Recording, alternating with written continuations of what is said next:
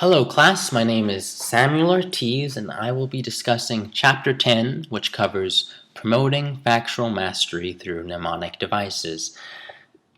Now, personally, I think mnemonic devices are great because throughout my schooling experience, they helped me grasp some concepts in classes that I wasn't great at.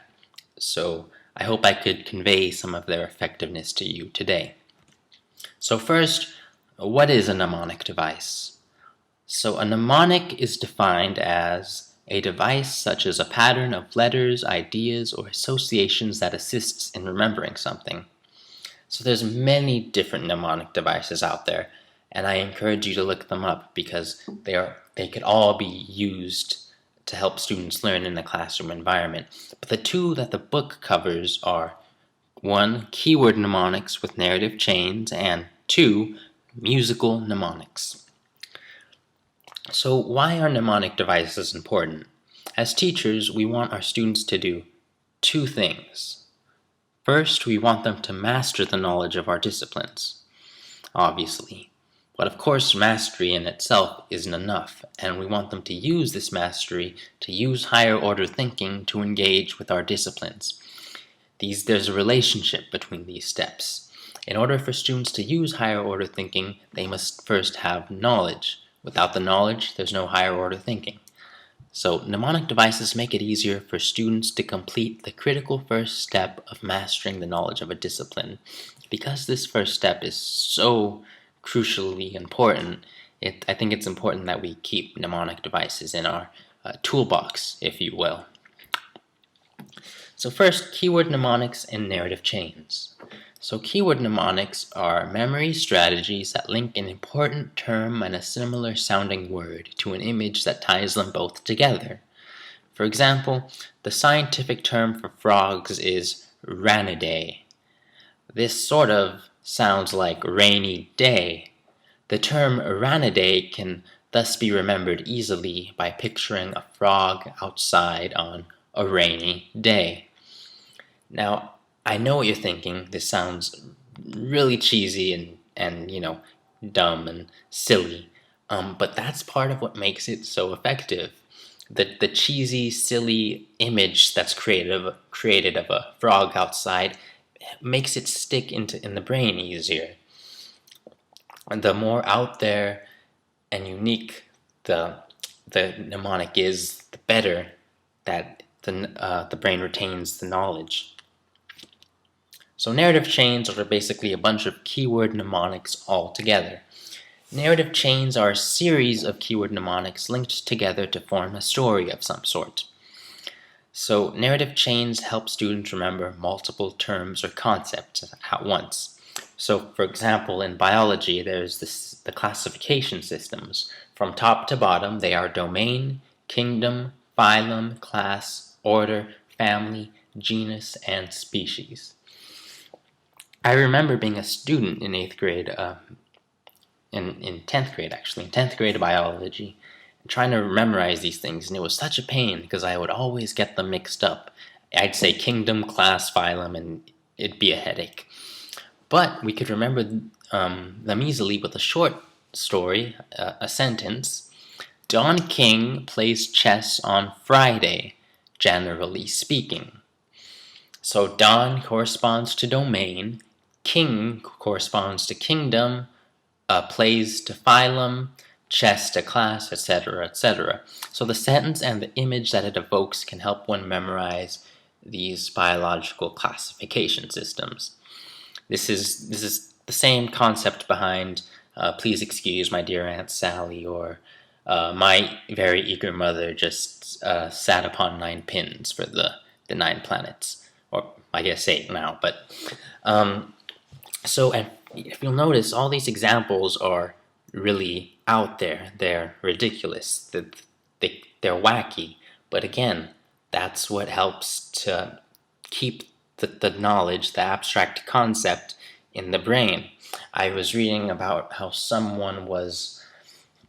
they came up with a story about a giant squid, this 500-foot squid, and it was dancing around the city and it ate a car. And this helped the person to remember every single step of a recipe. So for narrative chains and for keyword mnemonics, the wackier, the more out there, the better, and the more the abstract knowledge sticks. So musical mnemonics. Musical mnemonics are memory strategies that link important information to musical accompaniment.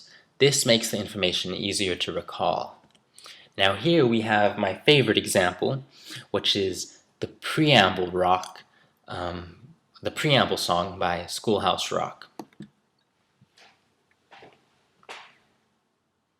We the people, in order to form a more perfect union, establish justice, ensure domestic tranquility,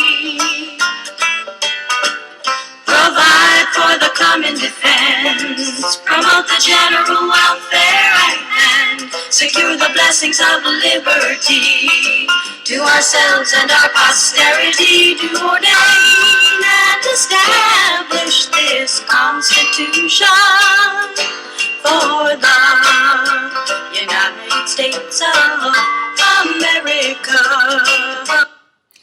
So that was the preamble rock, and I really like this example because in 8th grade, my history teacher would play this all the time.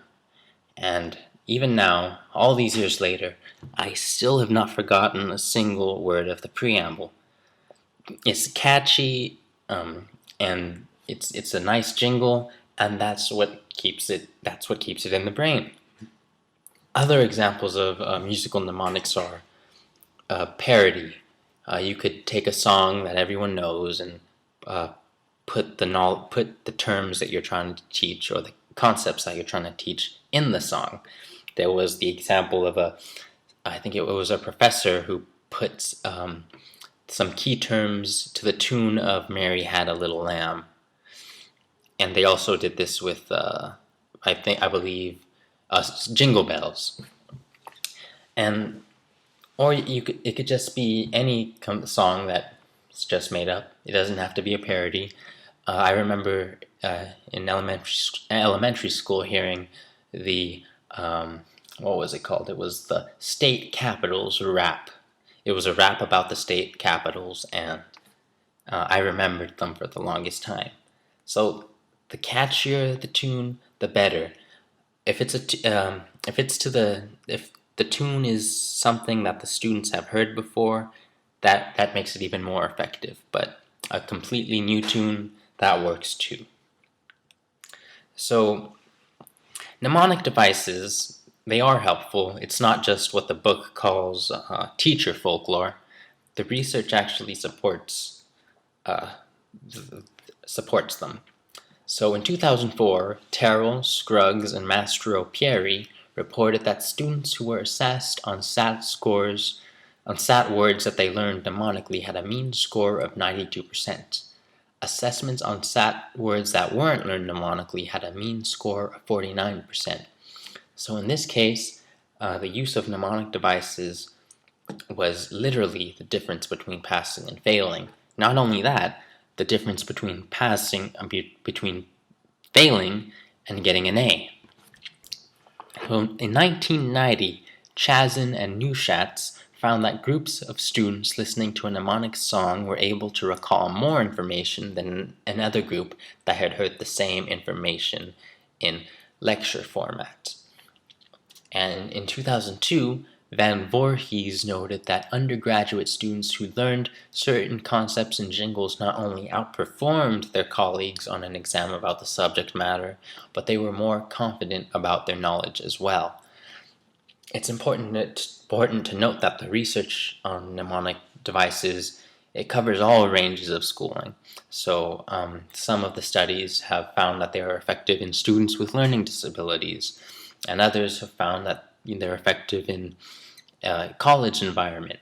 So the whole range of educational experience, these things can be used in really any subject too, which makes them so helpful.